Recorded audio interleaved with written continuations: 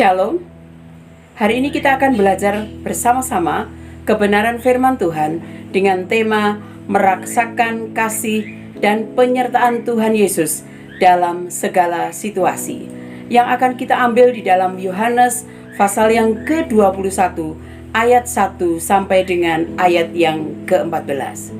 Saudara yang dikasihi oleh Tuhan, kehidupan yang penuh dengan tantangan seringkali membutakan hati dan pikiran kita untuk dapat merasakan kasih dan penyertaan Tuhan di dalam kehidupan kita. Adanya berbagai masalah, berbagai krisis yang melanda kehidupan anak Tuhan. Banyak di antara mereka menjadi goyah, menjadi bimbang, bahkan kehilangan pengharapan, sehingga mereka tidak lagi melibatkan Tuhan di dalam kehidupan mereka. Dan mereka tidak dapat lagi merasakan kasih dan penyertaan Tuhan di dalam kehidupan mereka. Kelihatannya inilah yang dialami murid-murid Yesus setelah kematian Tuhan Yesus. Mereka lupa janji kebangkitannya, walaupun sudah 2 kali Dia menampakkan diri kepada mereka. Di dalam ayat yang ke-14 Yohanes pasal yang ke-21 dikatakan bahwa perjumpaan dengan Tuhan adalah yang ketiga kalinya. Sebelumnya Tuhan sudah menampakkan diri kepada mereka sebagaimana dicatat dalam Yohanes 20, di mana Thomas tidak ada bersama-sama mereka pada waktu itu. Kemudian Yohanes 20 ayat 26 sampai 29, murid-murid Yesus bersama dengan Thomas dan Tuhan menampakkan diri kepada mereka. Tetapi kenyataannya, setelah kebangkitan Tuhan Yesus dan berulang kali menampakkan diri kepada murid-muridnya, bahkan Alkitab mencatat kira-kira 10 kali Tuhan menampakkan diri, dan kebanyakan itu terjadi di Yerusalem dan di daerah sekitarnya. Tetapi kali ini, mengapa Tuhan menampakkan diri di Galilea? Yohanes mencatat jikalau hal itu terjadi di pantai Tiberias, yaitu wilayah Galilea. Mungkin kita akan bertanya, mengapa Petrus dan murid-murid yang lain pergi ke Galilea?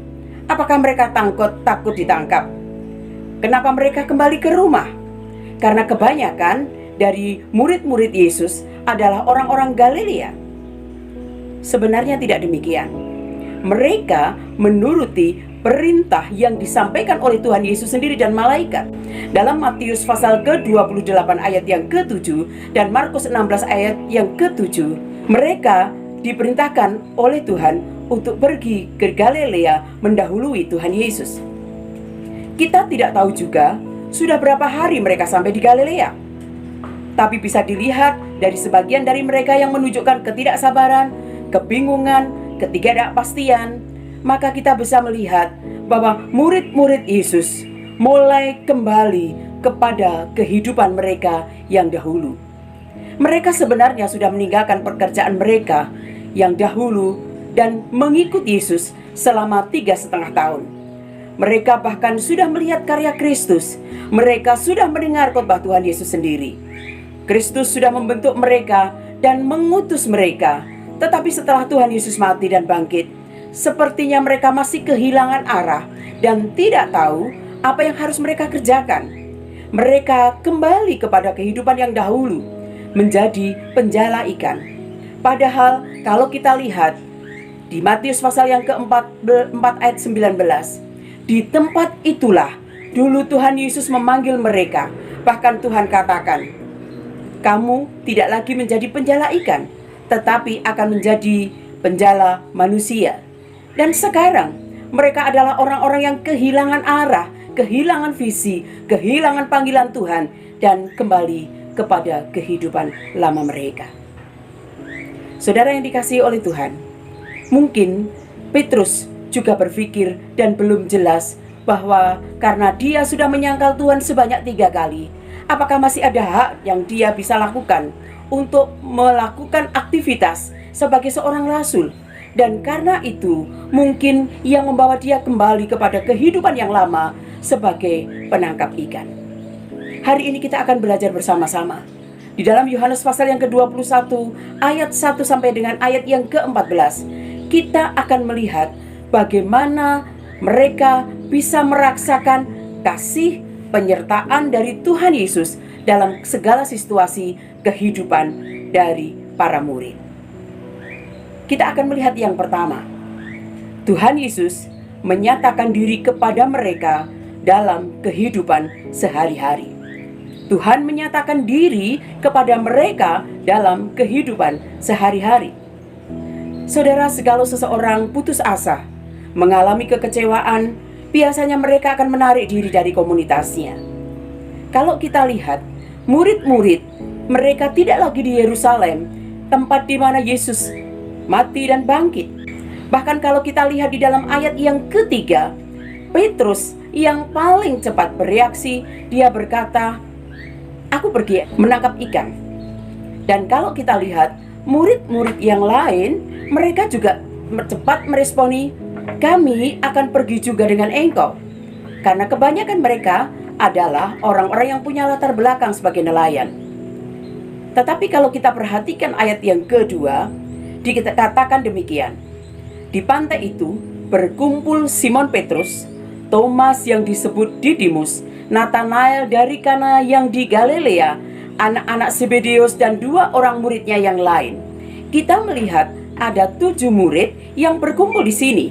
Bukan di dalam acara rohani, bukan sedang melakukan KKR, bukan juga sedang melaksanakan doa semalam suntuk. Tetapi kalau kita melihat, mereka ada di dalam peristiwa yang biasa mereka alami sehari-hari.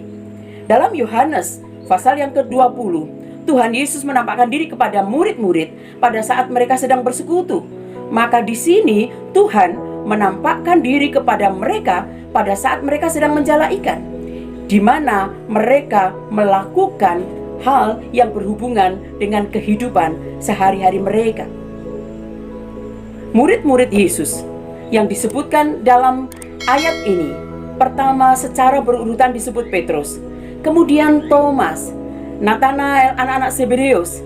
Kalau kita ingat dalam kisah-kisah sebelumnya, Thomas pernah sesumbar hendak mencucukkan tangannya kepada Yesus. Petrus juga pernah menyangkal Yesus.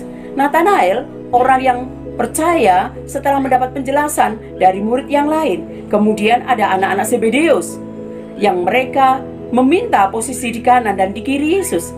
Mereka adalah orang-orang yang unik, yang pernah melakukan kesalahan. Dan mereka dulunya bukanlah orang yang menjalani kehidupan mereka dengan mulus pada saat mereka mengikuti Tuhan Yesus. Tetapi nanti kita akan melihat pada waktu Tuhan menampakkan diri kepada mereka, mereka yang tadinya meninggalkan Yesus, pada akhirnya mereka akan menjadi orang-orang yang hebat, menjadi penjala manusia, dan berjumpa dengan Tuhan di dalam kehidupan mereka. Kita juga bisa berjumpa dengan Tuhan dalam berbagai situasi. Dalam kehidupan sehari-hari, di dalam hal-hal yang biasa kita lakukan, di dalam pekerjaan kita, di dalam hal-hal yang biasa, bahkan sering kita lakukan.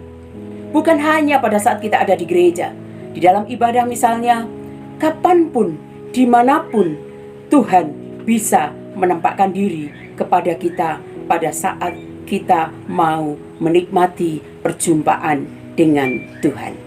Yang kedua, Tuhan Yesus peduli keadaan murid-muridnya. Tuhan Yesus peduli keadaan murid-muridnya. Dalam ayat yang ketiga dikatakan, tetapi malam itu mereka tidak menangkap apa-apa. Saudara terkasih, Petrus, Yohanes, dan Yakobus, anak-anak Zebedeus, sebelum mereka mengikut Yesus, mereka adalah seorang pencari ikan atau nelayan. Mereka adalah nelayan yang handal. Danau Tiberias itu merupakan satu danau yang sangat luas dan penuh dengan ikan. Bapak Ibu yang pernah pergi ke Israel, kemudian pergi ke Danau Galilea, Bapak Ibu pasti akan disuguhi ikan yang namanya ikan Petrus. Danau Tiberias yang disebut juga Danau Genesaret disebutkan juga sebagai Danau Tiberias sebagaimana nama dari Kaisar Romawi, merupakan danau yang jaraknya kira-kira 75 mil dari kota Yerusalem. Di sana disebut juga Bethsaida, yang artinya adalah rumah ikan. Dan juga kalau kita lihat di sana ada juga Kapernaum.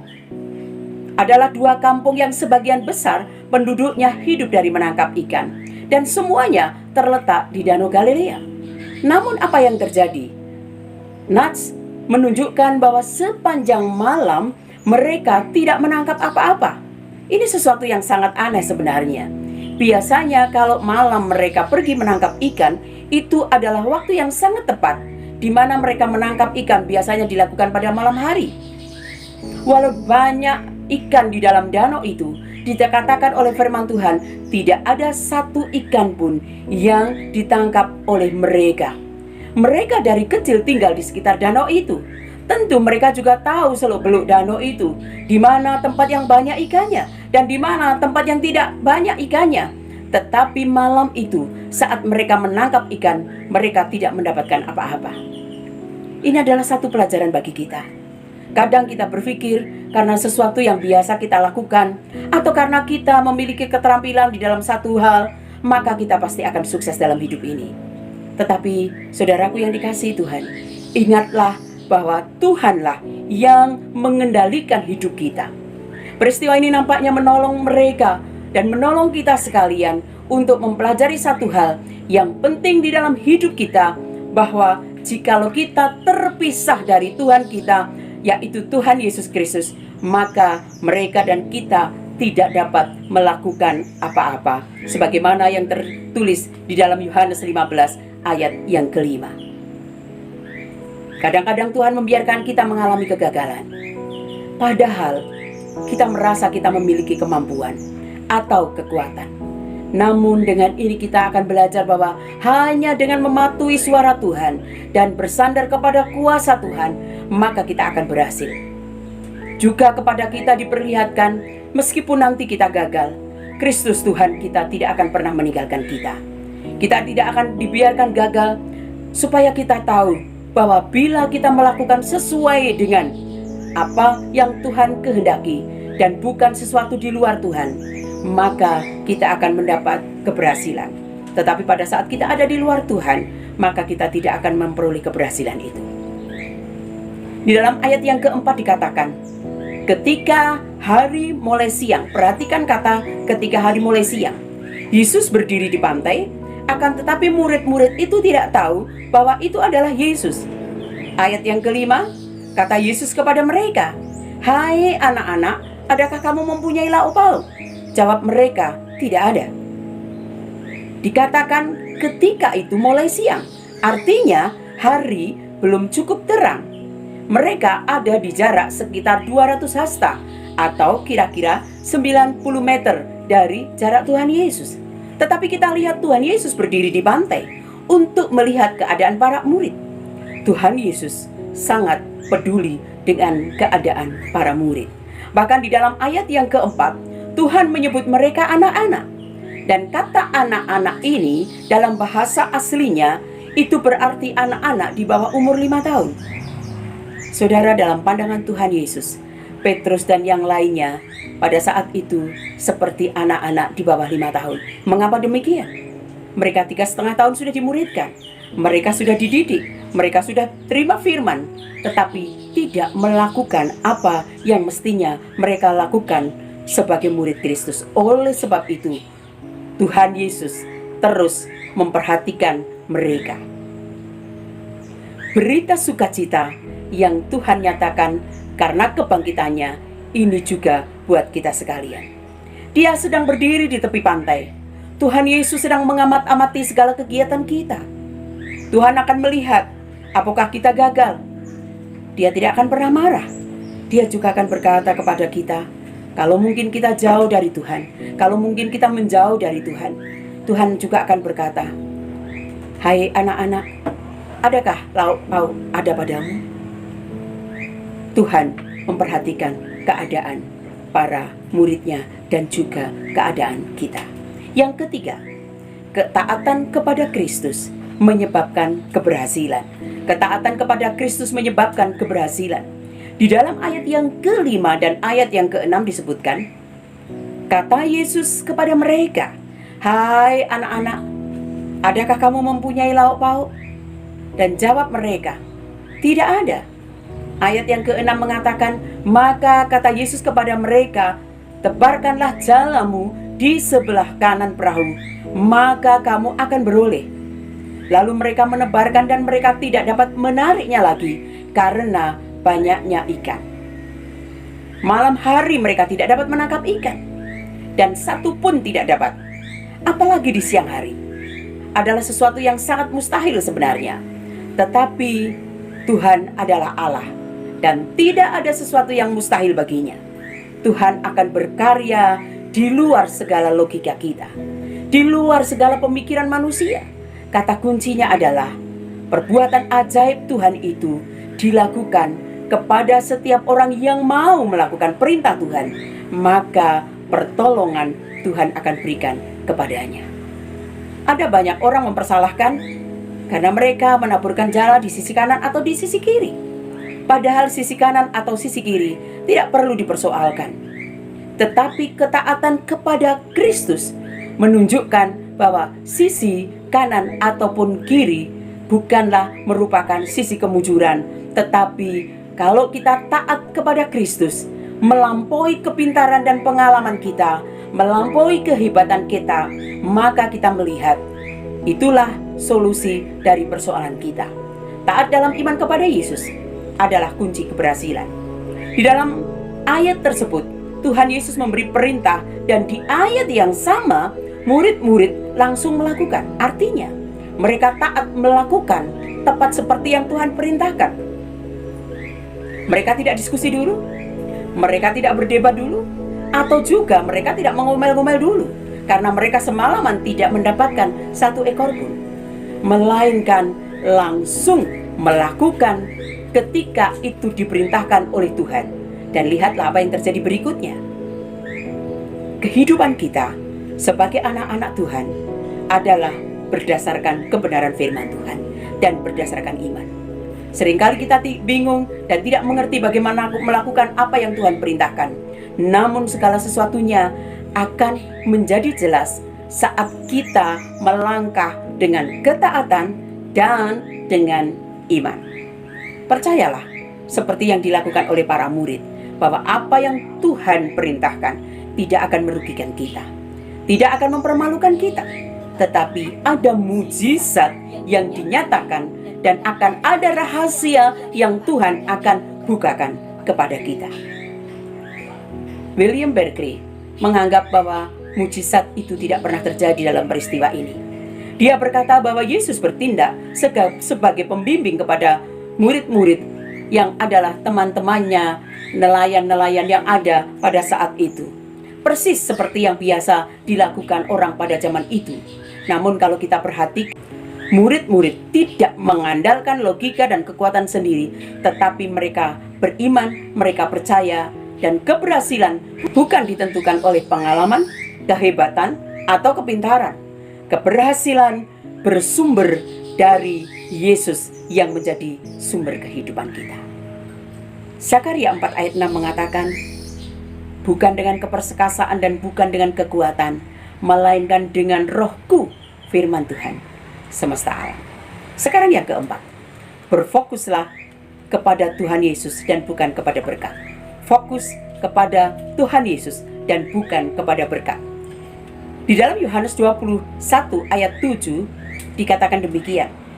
Maka murid yang dikasihi Yesus itu berkata kepada Petrus, itu Tuhan. Tetapi Petrus mendengar bahwa itu adalah Tuhan, maka ia mengenakan pakaiannya sebab ia tidak berpakaian, lalu terjun ke dalam danau. Ayat yang ke-8, murid-murid yang lain datang dengan perahu karena mereka tidak jauh dari darat, hanya kira-kira 200 hasta saja, dan mereka menghela jala yang penuh ikan itu. Murid-murid sekalipun mereka telah saling mengenal dan akrab dengan Tuhan, mereka tidak tahu dengan segera bahwa itu adalah Tuhan Yesus. Mereka tidak mengharapkan akan melihat Tuhan di sana pada saat mereka ada di dalam kehidupan mereka yang lama. Dan mereka tidak melihat dengan sungguh-sungguh kepada Tuhan pada waktu itu. Mereka mengira Tuhan Yesus adalah orang biasa yang sementara menunggu kedatangan perahu mereka untuk membeli ikan mereka. Lukas pasal yang kelima, kisah di mana murid-murid menjala ikan, jala mereka mulai koyak dan perahu mulai tenggelam. Ini menyebabkan mereka mengawasi orang yang di pantai itu dengan sungguh-sungguh. Tetapi kalau kita melihat, Yohanes mengenalinya sebagai Tuhan Yesus. Ketika mujizat terjadi dan ikan melimpah-limpah, mereka dapatkan apa yang dilakukan oleh Petrus. Begitu dia tahu yang berdiri di tepi pantai adalah Yesus, maka Petrus langsung mengenakan pakaian, meninggalkan ikan dan perahunya, dan segera berenang menemui Yesus. Petrus menganggap rendah dan tidak berarti semua berkat karena dia mengejar hal yang jauh lebih penting dan lebih berharga, yaitu semua berkat dari Tuhan yang adalah Tuhan Yesus sendiri. Petrus tidak salah fokus. Mata dan hatinya hanya tertuju kepada Tuhan Yesus semata. Hiduplah dengan fokus kepada Tuhan, bukan kepada masalahmu, bukan juga kepada berkat, bukan juga kepada orang-orang di sekitarmu, tetapi arahkanlah hidup ini kepada Dia, dan hanya kepada Dia yang adalah Tuhan kita Yesus Kristus. Saat kita melakukan kesalahan dan dosa, jangan menjauh dari Tuhan. Justru sebaliknya, mari kita mendekat kepada kasih Tuhan Yesus, kepada anugerah Tuhan Yesus. Karena Tuhan Yesus dapat mengampuni, memulihkan, dan memberikan kesempatan-kesempatan baru kepada kita. Sebagaimana para murid ini. Fokuslah kepada Tuhan. Ini adalah tindakan yang tepat untuk merespon pertolongan Tuhan. Ketika Tuhan menyelamatkanmu, maka katakanlah ini perbuatan Tuhan. Kita mengenal Tuhan yang bertindak di dalam kehidupan kita. Fokus kepada Tuhan dan bukan kepada yang lain. Sekarang yang berikutnya, Tuhan Yesus memelihara kehidupan para murid. Tuhan Yesus memelihara kehidupan mereka. Tuhan Yesus menyatakan dirinya sebagai Tuhan dan memperhatikan kehidupan mereka serta memenuhi kebutuhan mereka. Lihatlah bagaimana Dia sudah menyediakan api, arang, di atasnya ada ikan, dan juga ada roti sebelum mereka tiba di pantai, ayat yang ke-9. Petrus dan teman-temannya jelas melihat ikan di atas api arang dan roti. Mereka sama sekali tidak perlu semalaman ke danau menangkap ikan karena sebenarnya di darat sudah ada ikan. Tuhan melakukan keajaiban supaya murid-murid tahu bahwa di bawah kehendaknya dimanapun mereka dapat memperoleh ikan, bahkan di darat sekalipun. Kita tidak perlu ingin tahu bagaimana caranya ada api, ikan, roti, dan bagaimana Dia datang ke tepi pantai pada saat itu. Karena kita juga bisa melihat bagaimana daging dibawa oleh burung gagak kepada Elia dan memenuhi segala kebutuhan Elia. Tuhan yang adalah Tuhan, Dia bisa melipat gandakan roti dan ikan. Dia bisa membuat dan menciptakan yang baru jika itu diperkenannya. Dia bisa mengubah batu menjadi roti atau mengutus malaikat-malaikatnya. Kata ikan di sini adalah bentuknya tunggal, artinya hanya satu ikan. Dan ikannya kecil. Kata roti itu juga dalam bentuk tunggal, artinya hanya satu roti. Kebanyakan orang tidak menyadari bahwa ada mujizat yang terjadi di dalam peristiwa ini. Karena ikan yang ada pada saat itu adalah ikan kecil dan roti kecil saja. Ayat 13 dikatakan, Yesus maju ke depan mengambil roti dan memberikan kepada mereka. Demikian juga ikan itu. Yesus maju ke depan, mengambil roti dan memberikan kepada mereka. Berapa orang yang makan pada saat itu? Ada 7 orang muridnya.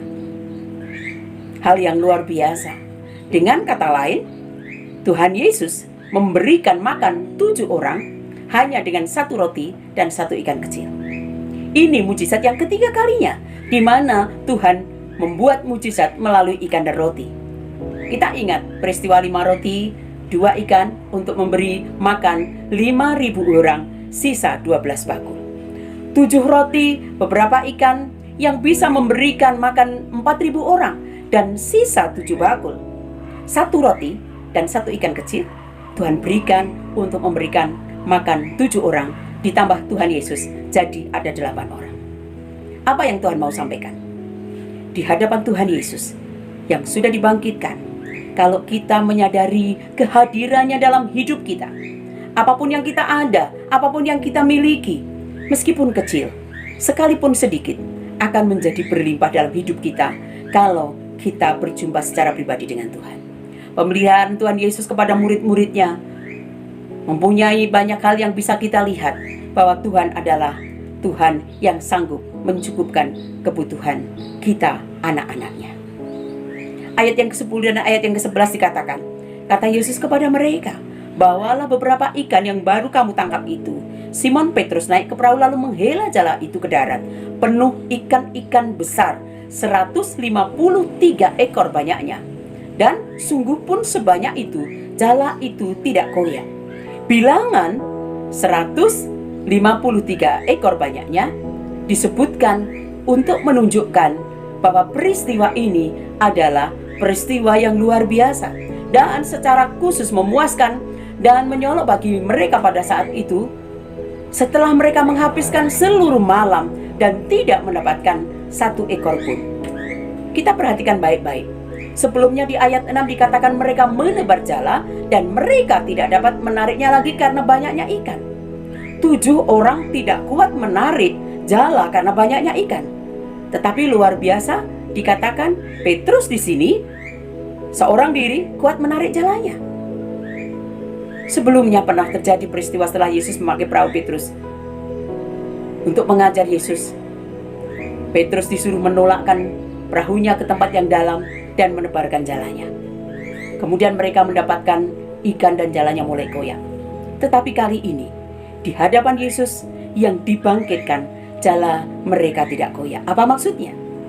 Di hadapan Yesus bukan hanya ada sedikit dan yang kecil dan yang berlimpah, tetapi di hadapan Yesus orang-orang yang lemah akan dijadikan kuat. Orang-orang yang sudah putus asa akan dipulihkan. Jumlah yang ditulis oleh Yohanes sebagai detail dalam sejarah. Dan kita melihat sekaligus di sini membuktikan bahwa tangkapan tersebut luar biasa banyaknya dan Yesus berkuasa atas alam. Dan orang-orang pada zaman itu memang pergi menangkap ikan. Biasanya mereka akan menghitung jumlah ikannya yang mereka peroleh, kemudian membagi-bagi di antara mereka. Dan kalau kita perhatikan di ayat selanjutnya, ayat yang ke-12, kata Yesus kepada mereka, marilah dan sarapanlah. Tidak ada di antara murid-murid itu yang berani bertanya kepadanya, siapakah engkau? Sebab mereka tahu itu adalah Tuhan. Di dalam ayat yang ke-13, Yesus maju ke depan mengambil roti, memberikannya kepada mereka. Demikian juga ikan itu. Marilah dan sarapanlah dalam ayat yang ke-12. Inilah sukacita hidup bersama dengan Tuhan, sebagai lambang perjamuan dengan Tuhan. Hidup kita adalah perkara yang nyata. Kita harus belajar. Jangan sampai karena beban hidup kita kemudian kita lepaskan anak-anak Tuhan. Kita harus mencari kerajaan Allah dan kebenarannya, maka sekaliannya itu akan ditambahkan kepada kita.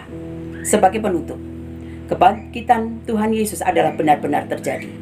Dan kita melihat Tuhan nyata menunjukkan kasih dan penyertaannya kepada kita umat-umatnya. Tuhan adalah Tuhan yang maha tahu. Dia tahu akan kebutuhan kita. Tuhan adalah juga Tuhan yang maha hadir. Dia benar-benar bangkit. Jangan andalkan pikiran kita. Lakukanlah perintah Tuhan dalam setiap pekerjaan kita. Maka kuasa Tuhan itu akan nyata kepada kita. Jadi siapa yang ada di dalam Kristus, dia adalah ciptaan yang baru. Yang lama sudah berlalu, sesungguhnya yang baru sudah datang. Mengapa penginjil Yohanes menceritakan kisah sederhana ini? Tetapi kalau kita perhatikan, kisah ini sangat menyentuh hati. Dia ingin bahwa Yesus menjumpai kita dimanapun kita berada. Kita harus melakukan hal yang istimewa, kecuali mencintai dan melayani orang lain atas nama Yesus yang bangkit. Murid-murid yang merasakan campur tangan Tuhan, mereka juga merasakan kehadiran dan penyertaan Tuhan di dalam setiap situasi kehidupan mereka. Demikian juga dengan kita. Kebangkitan Yesus menjadi kekuatan serta pengharapan bagi orang percaya, bahwa yang bertekun dalam iman, percaya kepadanya akan mampu menang dalam menghadapi kenyataan hidup. Kitab-kitab Injil diakhiri dengan perintah untuk mengabarkan Injil. Injil Matius diakhiri dengan amanat agung. Injil Markus diakhiri dengan penyebaran berita Injil oleh para murid. Dan Injil Lukas diakhiri dengan perintah kepada murid-murid untuk menyampaikan berita pertobatan dan pengampunan dosa kepada segala bangsa. Demikian juga epilog dari Injil Yohanes menceritakan tema yang sama. Kisah ini sangat erat kaitannya dengan peristiwa sesudahnya ketika Tuhan Yesus memulihkan Petrus dan menyuruhnya untuk menggembalakan domba-dombanya. Melambangkan pekerjaan dari gereja Tuhan. Gereja harus menjangkau jiwa-jiwa sebagaimana penjala menangkap ikan, dan setelah itu juga harus memeliharanya sebagaimana gembala menggembalakan domba-dombanya. Amin. Tuhan Yesus memberkati. Kiranya kita bisa merasakan kasih dan penyertaan Tuhan di dalam segala situasi kehidupan kita. Amin. Tuhan memberkati.